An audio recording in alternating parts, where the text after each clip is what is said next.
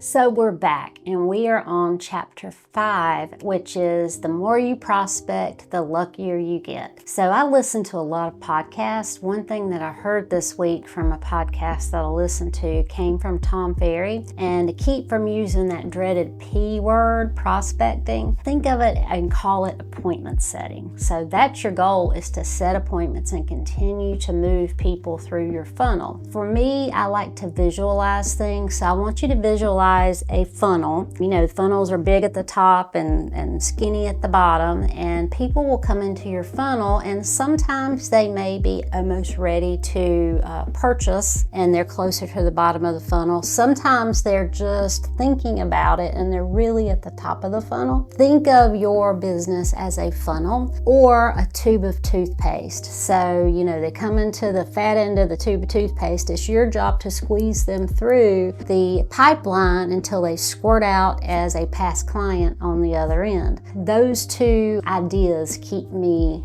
you know, something that it's always helped me. So you've got to have a pipeline and keep moving people through your pipeline or your tube of toothpaste to avoid that ups and downs of the real estate business. And that's why your prospecting time, which ideally would be in the morning, would be so important. Keep in mind that the 30-day rule, and chapter number 5 has a lot of cool things in it. One of it is the 30-day rule. So what you do today pays off in 30, 60, 90 days. So if you have a sales slump, look back at what you were doing 30, 60, 90 days ago, and it's because you failed to prospect during that time. So if you find yourself in a sales slump, prospect, make phone calls, do your appointment setting, because that will get you out of the sales slump. It may not be immediately, but it might.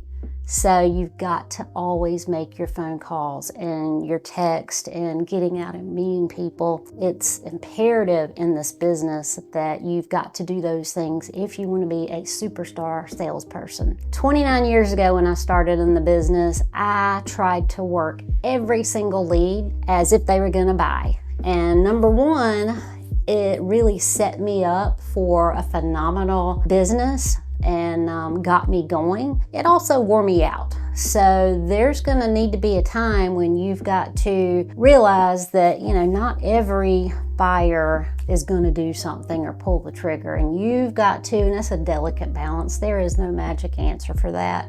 So you've got to decide if it's really worth your time. I mean, if it's a $30,000 lot buyer, you might not want to keep beating your head against that wall. But if it's a $500,000 buyer, you know, you might want to. So you've got to look at it from a business perspective. So again, just make sure when you find yourself in that sales slump that you start making phone calls to pull yourself out of it. I hope this helps, and I'm sure there is a lot more that I didn't go over, because as I go through these, I go through and look at all the places that I've highlighted, and I sure have highlighted my book up a good bit.